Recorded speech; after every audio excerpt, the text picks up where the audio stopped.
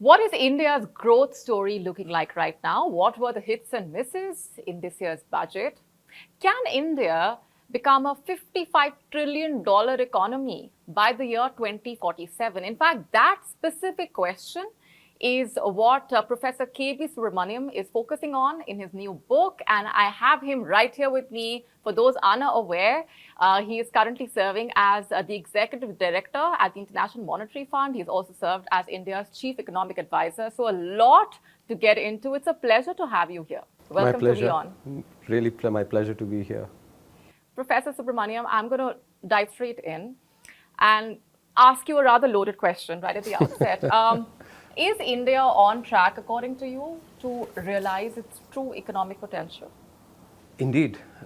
If you look at the way India has grown over the last 30 years, and in particular over the last 10 years, where growth has been quite inclusive as well, with the creation of the bank accounts for over 500 million people, the JAM Trinity, the formalization that has happened, the public digital infrastructure.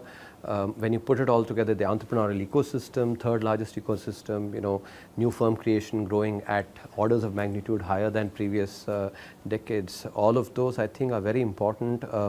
So the way I would characterize India's potential and what we need to do to achieve that goal of a $55 trillion economy is to relate an actual story from cricket. When that's a passion of mine. When I don't know, some of you may not remember, you were maybe younger, but when Sachin came onto the scene, in the early 90s, and he'd just played for a few years, and so clearly his performance and therefore his potential was very revealing. Sunil Gavaskar, a doyen of his own time, mentioned at that time that if Sachin does not score 40 international hundreds at least, and at least 12,000 international runs by the time he's finished with his career, I'll go personally and strangle him.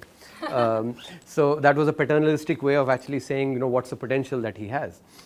Now, when we look back at actually the stellar career that Sachin had, it's just not just the potential that led to that. The potential was there, but he had to work very hard, eventually to end with 100 international hundreds and 15,000 plus runs.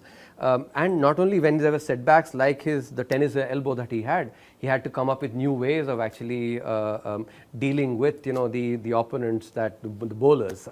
So there is actually an important lesson, two lessons there. One, I think given the past performance of the Indian economy, like the past performance of Sachin in the first few years, I think India's potential is undoubted.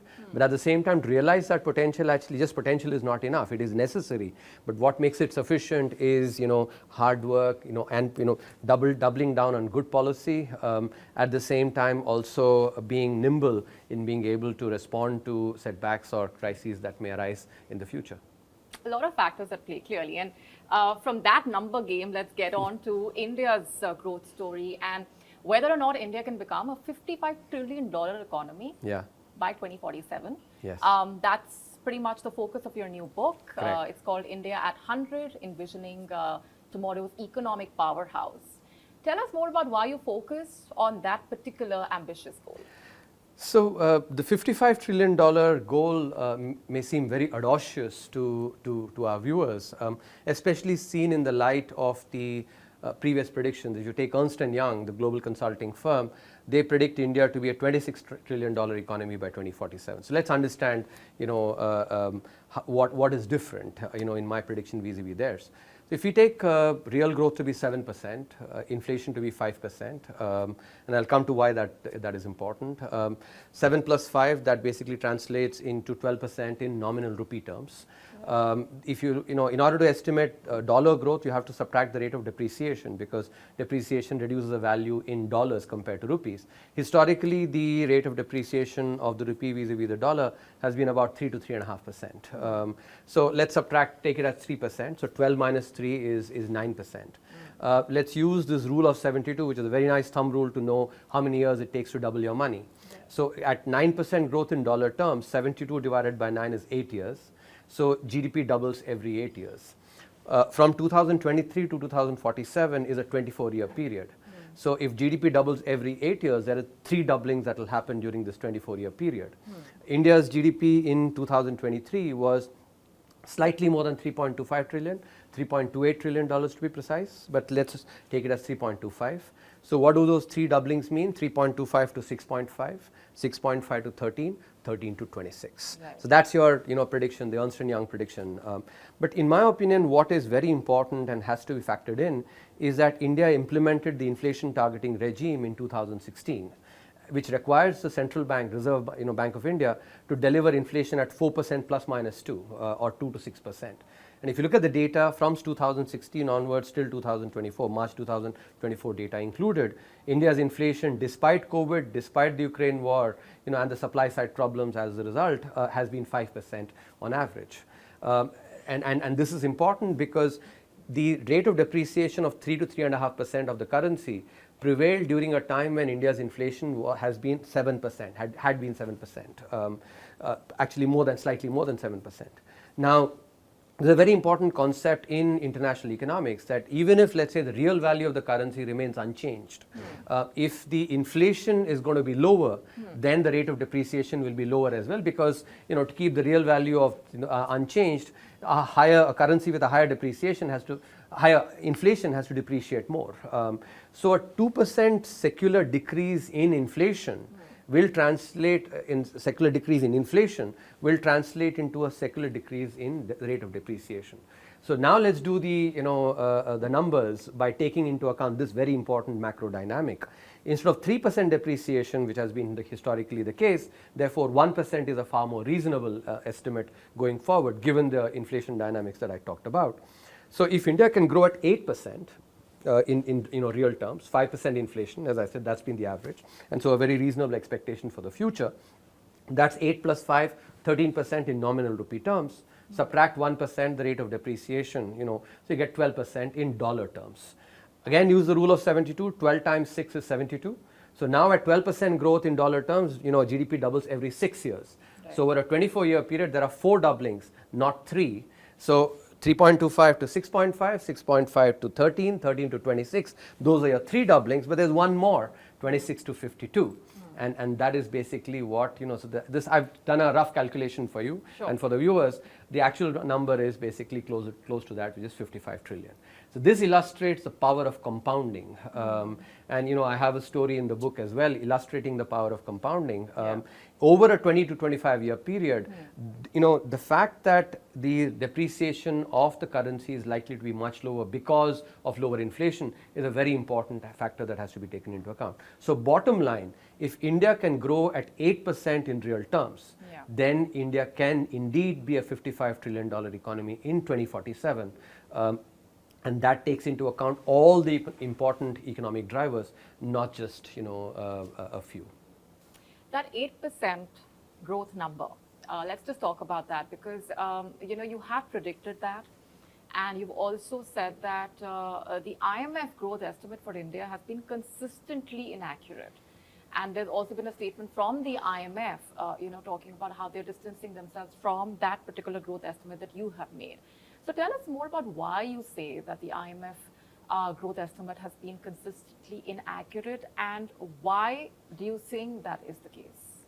So my predictions are based on a good understanding of the Indian economy, having lived here since 2009 and living in India, and thereby being exposed to aspects of the Indian economy on a day-to-day basis, together with good conceptual understanding. I'm trained as an engineer, therefore I actually think using first principles and don't rely on preconceived notions. So using that, in the book, I have estimated the second chapter in the book where we've actually estimated using multiple methodologies.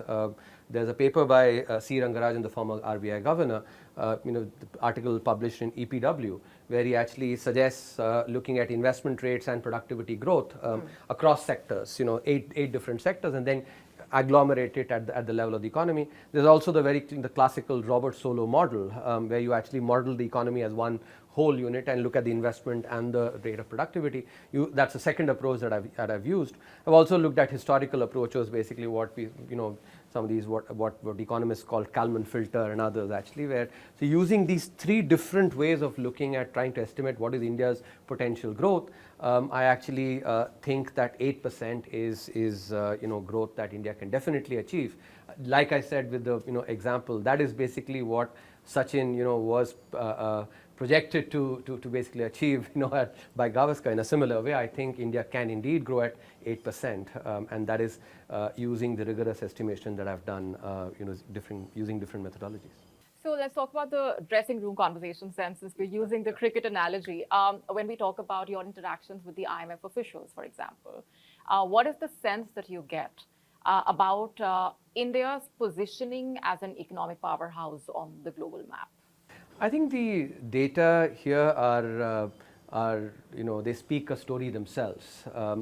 India has been the fastest growing large economy amidst a period where many of the advanced economies faced inflation that was anywhere between 2.5 to 4 times the historical average. India had inflation that was actually less than its historical average, and India has registered 7% plus growth, post-COVID, with very strong macroeconomic fundamentals. And I think the contrast to the previous crisis, the global financial crisis, is equally telling. During the global financial crisis, India entered that crisis in very good economic health, but exited out of that crisis becoming part of the fragile five with 3 deficits. You basically the inflation was very high, a double-digit inflation for 18 months. Fiscal deficit was about 3.5 times that of peer economies, and current account deficit was touching close to 6%. In contrast, in this crisis, in the COVID crisis, India entered the crisis with growth declines, and also as a result, ratings outlooks being downgraded by sovereign rating agencies, and so we had to actually come back with high growth and at the same time fiscal prudence, and India has been able to deliver that. So I think the data is as I said, tells its own story of highest growth among all large economies with strong macroeconomic fundamentals. How can we not talk about the hits and misses of the budget? A very key takeaway has been the reduction in corporate tax. What impact do you think that will really have as far as India's economic engagement with the rest of the world is concerned? Specifically, its engagement with the United States, for example. I would like to, while that's a very important move, but we have to look at the several measures in the budget in a holistic manner, because there are many other important moves that have been also made in the budget. I think the reduction in the corporate tax rate is important in enabling the multinational companies to actually come and invest more in India, and that can spur more FDI investments into India. And I think that's critical because research shows very well that FDI brings in technology, and and that is an aspect that is really critical for Atmanirbhar Bharat. Right. So in that sense, that is that aspect is important. But I would also emphasize many of the other moves that have been implemented in this budget, especially on employment creation. Yeah. I think that is really critical given the young population that we have. The emphasis on employment is critical. I will take this opportunity to mention that sometimes in the media, and some commentators, there is this option of portraying using binaries, that if there is emphasis on employment, means that should mean that employment has not been created, which is the reality actually is far more nuanced. If you look at the data and using good quality data like the CLEMS database, which is what the RBI report uses, over the last 10 years, 12.5 crore jobs have been created. That's 125 million for our international viewers. And even if you exclude the jobs that have been created in agriculture, 90 million jobs have been created. And I can tell you, the CLEMS database is, an internationally recognized database, private, sector database that actually is used by, countries across the world. So the fact that 90 million jobs have been created, suggests that over a 10-year period, on average, 9 million jobs have been created. But that does not mean that, we can basically be complacent. We should be focusing on job creation, which is what the, the budget has done through many measures. At the same time, the emphasis on innovation. For the first time in 2019, India had entered the top 50 countries, in terms of innovation as per the Global Innovation Index, and now it's ranked in the top 40 countries. This momentum that we've gathered actually needs to be accelerated further, and I think there the 1 lakh crore or 1 trillion rupees that has been allocated, for innovation. This is basically very subsidized financing and long-term financing, combined with the National Research Foundation. I think is a very important initiative that will help spur innovation. At the same time, the removal of the angel tax, I think, is a very critical element for the entrepreneurial ecosystem. And here again, if you look at the data, from 2004 to 2014, new firm creation had grown at 3.2%, CAGR. From 2014 onwards, it is orders of magnitude higher at more than 200%. And that is what has led to India becoming the third largest entrepreneurial ecosystem in the world. Now, the removal of the angel tax, which actually was a significant aspect for the startups, I think will really help in spurring this ecosystem. So these are all critical elements that our international investors should actually be looking at. It's not just the corporate tax rate removal, but also an emphasis on job creation, on innovation, entrepreneurship, all those aspects that actually are important to the vitality of an economy. How would you counter the argument that India has a long way to go when it comes to sufficiently addressing the job creation problem? And you say that the budget is doing a good job of addressing that challenge, or do you think there were some things that could have been focused upon a lot more? So look, the book is about talking about India at 100, so 2047. So we have to do this emphasis on employment, not just in one budget, but consecutive budgets for several years, because that's how the second pillar in my book, which is social and economic inclusion, among the 4 pillars, will really get fructified, because I have always believed that a job in the formal sector is actually the way to really not only spur that family, but at the same time actually generations. I can't give you a better example than my own. My father, he lost his father when he was 7 years old, could only finish school, but he was privileged enough to get a job in Indian Railways, albeit in the clerical grade. But as a result, he was able to educate me and my brother, 2 siblings. And because of that education, we were able to actually, get the opportunities that we got. I think that illustrates how not only did he actually help the family, but he's also helped generations, right? So I think these experiences of mine actually really make me believe that jobs actually are extremely critical, especially jobs in the formal sector, because it provides identity. Think about it. I think every viewer will agree that each one of us remembers the day when we got our first job, because it means so much to us, our identity. And therefore, good job creation, high quality job creation is, I think, really critical both from a social and an economic perspective. That's what will create the burgeoning middle class. And I can give you one more example. Take, for instance, the city of Detroit in Michigan. Now, of course, in the last 30 years, it's gotten hollowed out more because, US manufacturing itself has actually suffered. But, in the after the Second World War, the auto majors actually, the jobs that were created there, manufacturing jobs, created this entire city, the entire middle class in cities like these. That's what we India needs. And in the book I actually show, for instance, if we take the tier 2 cities in India, 50 cities, each one of them has a population that actually is at least as much that of Michigan. And even with our growth, we actually will not yet reach the $15,000 per capita, GDP per capita in some of these tier 2 cities up until I think 2040. The reason is that I use that is because today at $15,000 GDP per capita, China, they find the labor costs are actually are becoming uncompetitive. Right. So I think in the tier 2 cities, we can generate the kind of jobs, and the labor will continue to be competitive in these tier 2 cities.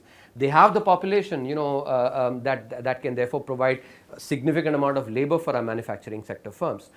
So the emphasis on job creation through policy is something that is really critical. And formal job creation. Like formal job creation, and there manufacturing plays a critical role, and therefore, across 2 or 3 chapters I actually cover this in great detail, because I have firmly believed, and I think emphasizing this is important, especially in the light of some commentary that seems to suggest that manufacturing is not important for India, or that India has missed the manufacturing bus. I believe that it is policy failures over the last 30 years that has basically what has led to Indian manufacturing not being able to grow as much. Why? Because think about a manufacturing sector firm. What are the inputs to manufacturing? It's basically labor, land, capital, power, logistics in order to transport their produce, and scale, because economies of scale actually matter a lot for reducing average costs. Now, on each one of these, if you take labor for instance, in 1991 when the IMF program was administered, labor reforms were a part of that. That was one of the recommendations. Here we are 33 years later, the labor bill has been 4 codes, those have been passed, but the subordinate legislation still needs to be passed. So, in all these areas which we economists call as factor markets, these are because markets for factors of production, we've not really reformed these markets. Our land markets still continue to be very distorted, as do our labor markets too. And even our capital actually, there's been good progress, but we can still grow significantly. If you take, for instance, the ratio of private credit to GDP, in many of the G7 economies, the private credit to GDP ratio is actually in excess of 200%. In contrast, in 2020, if you look at the private credit to GDP ratio in India, it was 58%. So look at the runway that we have for credit creation, especially for our MSMEs, for our individuals. So capital also actually there's a lot to do there. And then now there's been good emphasis on power, logistics, I think through the infrastructure in the last 10 years. But we equally need to actually recognize that our firms tend to be very small. We have the problem of dwarfism in our economy, where our firms age but they don't grow. And why is that? Why is that? Because oftentimes our incentives are, we provide perverse incentives. Take for instance the way the labor laws are, in the old labor laws, right?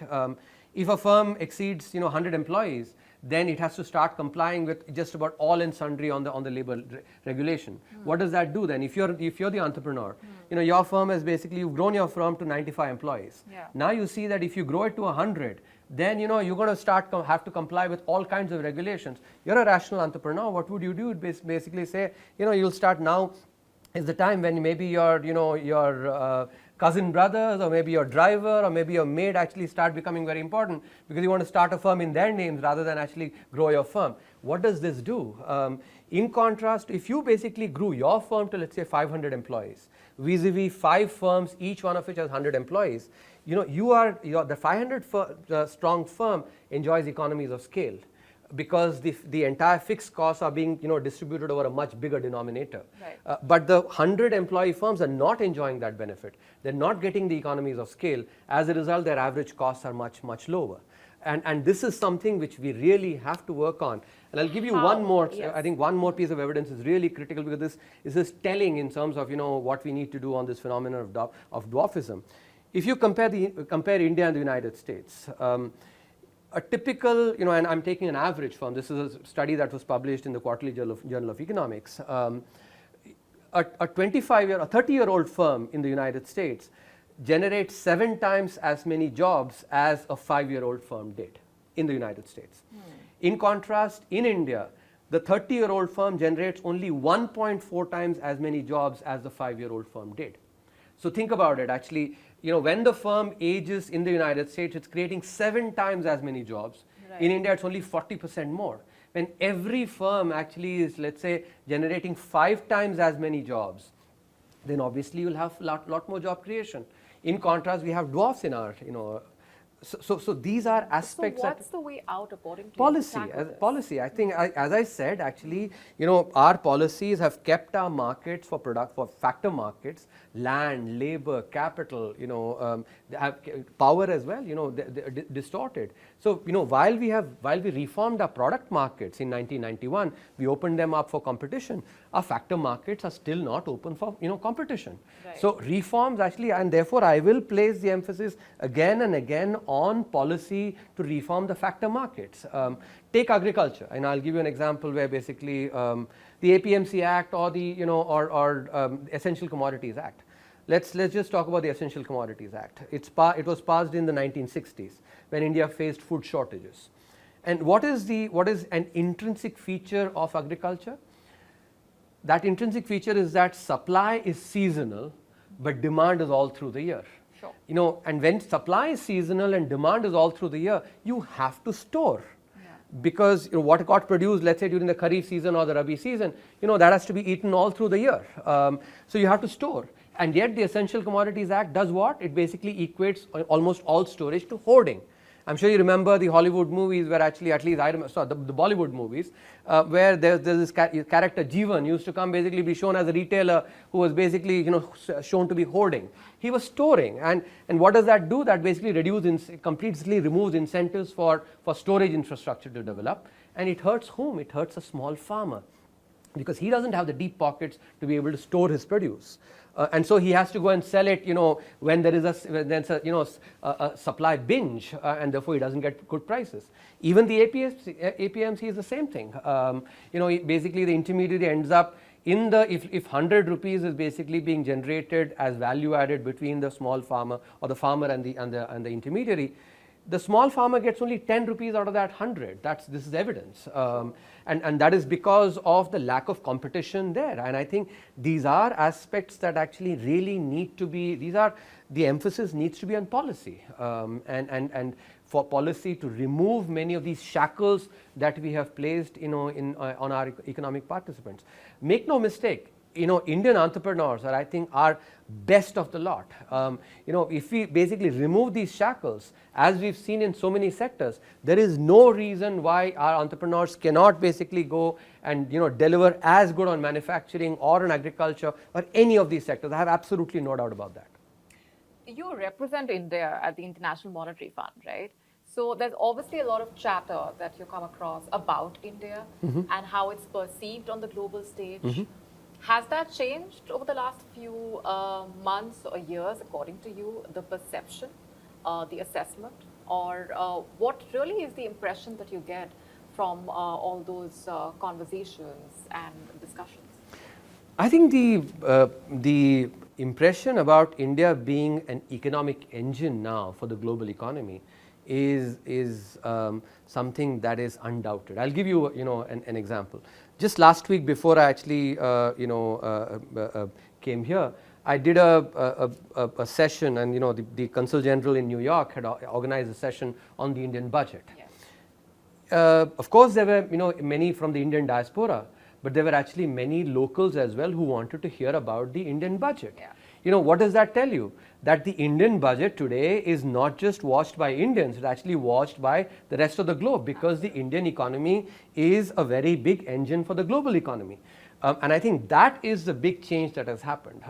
The other is that today India is absolutely confident in being able to speak about the issues that basically India cares about.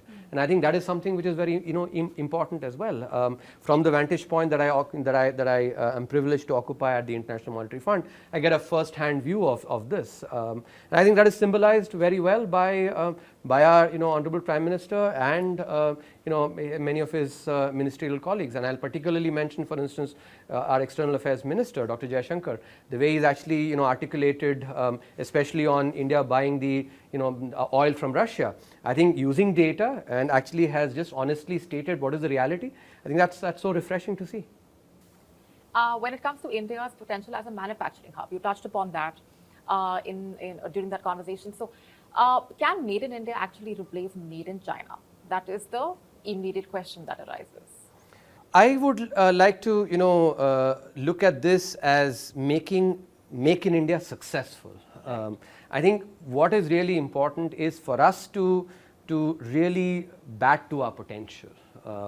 And as I've said before, if we can work on each of these 6 aspects, on the land, labor, capital, logistics, power, scale, then I think, because the reality today is that our entrepreneurs, especially on the Make in India, manufacturing, face anywhere between 10 to 15%. I think 10 to 15% is an underestimate on each of these inputs in terms of the cost compared to their global peers. You accumulate all of them together, across 6 inputs. If you're facing 15% higher costs, that means your costs are double compared to your global peers. And this is an aspect that actually policy needs to work on. And if that happens, then I have absolutely no doubt that we really can further Make in India very well. I will mention, and this is something which I've covered in the book as well, and that assemble in India is as important as Make in India. Assemble in India for the world is as important as Make in India for the world. And here, let me give you examples let me take the example of the automobile sector. In the 1980s, when Maruti started manufacturing cars, the Maruti 800, it was basically in collaboration with Suzuki. And at that time, all the components used to be manufactured by Suzuki. Those components were basically just brought here and they were assembled here in India. So we started out assembling. But look at over the last 40 years how now the entire, basically there's been backward integration, the entire ancillary sector, the entire components, everything has developed. Right. And similarly, if you look for, see for electronics as well, in the last, that's happening. I think it is important to recognize, many times people say, oh, we have to do the more value added stuff. Of course we have to do that. Yeah. But doing the higher value added stuff is like running. Assembling is like walking. And I think, tell me a kid that basically learned to run before it learned to walk, and then I'll actually be willing to say that let's just move on to the high value added stuff first. So I think, the message therefore is that this is how, if you look at across countries, whether it's a Japan, whether it's a China, whether it's actually, Vietnam or these export houses, if you look at the way in which they grew to become export houses, they grew by first assembling. And then going on to do. So I think it is this clarity in policy is really important. We need to learn from international experiences. And if you basically say without having learned to walk, if you start running, obviously you'll fall on your face. I think this is really critical. So Make in India, at the same time assemble in India. Yeah. Make in India has to be the goal for sure.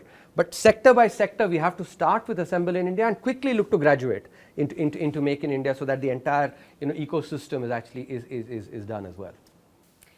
When we talk about the IMF, how can we not talk about Pakistan, right? Because we've also seen statements. I think Pakistan is not part of my portfolio of countries. I know. And I think it would not be appropriate for me to therefore comment on it.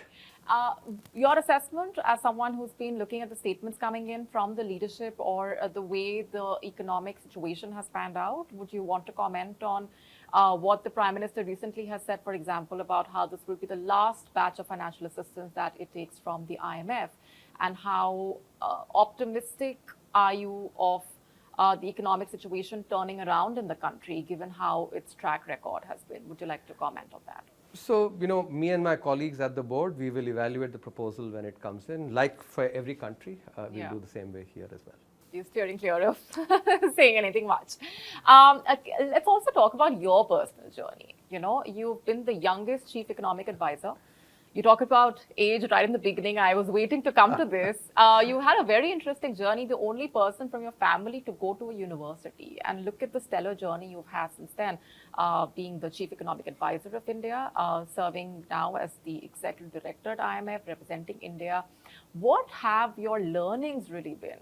And what would you probably like to say to a young Indian watching this conversation who is weighing their options about what lies ahead and how to chart their way forward? So, there are many aspects that one can talk about.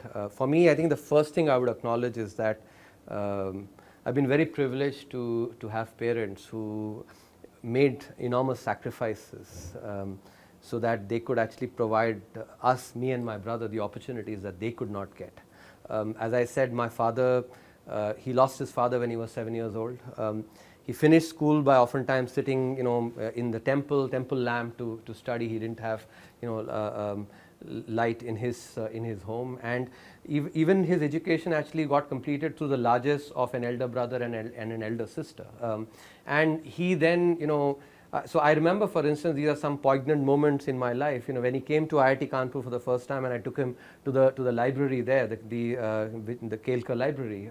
It's a very imposing library, So he sat there, and actually, he says, I hope at least in my next life I actually get to study in an institution like this. Right. And truth be told, at that time, possibly those words, I didn't understand the import of those words as much as when I was, as an 18-year-old, not as mature. But today, those words actually ring so often, about the privilege that, that my parents gave me. And I think I cannot be thankful enough for what they did. For instance, and I've talked about this, in a TED talk of mine, where many of my, parents, their own elder siblings, basically chose to send their kids to the government schools at that time. My parents basically, even though when I was admitted, so the school fees was 15 rupees, and I think that would have been about maybe a quarter of my father's salary.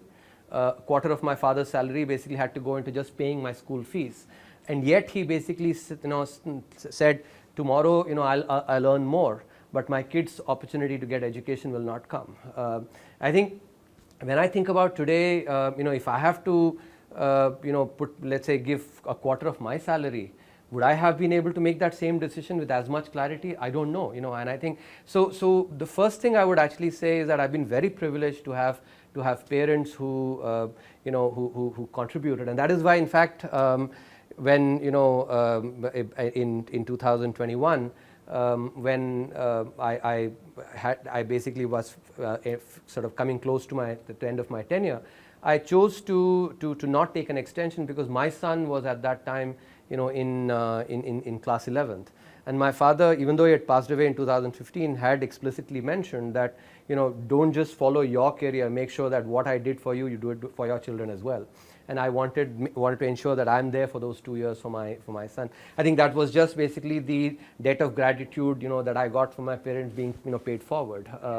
So I think the first thing that we all have to, anybody who's successful, by conventional definitions, I think has to acknowledge is the enormous privilege. So many people basically, like Newton said, that if you're able to see far, it's only by sitting on the shoulders of giants, and I think my parents are big, huge giants. At the same time, also benefited enormously from many mentors as well, and I think many professors, all of whom actually took, I don't know for what reasons, took a lot of interest and gave very good advice. If there is one aspect that I would actually give as a, as sort of a learning, I think it's the importance of hard work, and also not being fearful of making difficult choices. So I like, because I've trained as an engineer, I like thinking about using formulae. So the formula I think about is number of attempts or number of successes in life is equal to the number of attempts times the probability of success given an attempt. If you make more attempts, you will actually be more successful. Many times what people do is, especially for some of the challenging things, they don't make the attempt. And I'll give a personal example. When I was thinking about taking the IIT JEE, which for me was, given the background that I came from, was a very important step in my own life. I always look back at that as possibly the most important stepping stone. In CBSE class 10th, I had 67%. Today, if there's a kid listening who basically has gotten 67% in class 10, they may think, oh, can I do these? In fact, maybe given today's guidelines, maybe I wouldn't have been allowed to take the JEE itself. But I'm sure those listening in will feel better. Yes, I think but I did, and I was part of this conversation that was happening where there was the topper from Delhi. He was basically the topper from Delhi Public School, and we used to look at Delhi Public School as from where he had gotten, I think, something like 93-94%, and he was saying he cannot take the IIT JEE because it's a very difficult exam. He can't. And there I am, just eavesdropping on that conversation and thinking, am I crazy to actually think that I should take the IIT-JEE? I think, so that in some sense illustrates that, if you don't ever run a race, there is no way you can win it. Right. I think just giving yourself the opportunity to run the race, even if it's a difficult one, is an aspect that I would emphasize. And I think giving it your all. So this is something which I really advocate to my students as well, that before an exam, prepare as if everything is in your hands. After the exam, pray as if everything is in some higher power's hands. And that's been sort of the way I've tried to live, live my life. I hope it can, if it does inspire one person also, I think I'll be grateful. It's a beautiful message, I have to say, and it comes straight from the heart. Yeah, to conclude, if I can put you in a tight spot, since you love cricket so much and you've written about it as well, if you could use the cricket analogy and describe India's current economic scenario and the way forward. So India has the opportunity to be the Sachin Tendulkar of the global economy. So India today is where Sachin Tendulkar was, in the early 90s, and what Gavaskar was talking about Sachin Tendulkar, that this is his potential. Equally important is that the hard work that Sachin did, the innovative way of thinking and being able to overcome such setbacks, those are all equally important for all our policymakers. There'll be many that will come in the next 20-25 years for all of them to remember. But undoubtedly, India can really be the Sachin Tendulkar of the global economy, because the last time India rubbed shoulders with the largest economy in the world was around the 13th or 14th century. So this is a once in a few centuries opportunity that we have in the next 20-25 years, and that responsibility is something that I hope all policymakers will keep reminding themselves of every day when they get up in the morning to get to their offices. Beautifully put. Thank you very much for your time. It's a pleasure. My pleasure. Thank you. Thanks. To stay up to speed with the latest news, download the WION app and subscribe to our YouTube channel.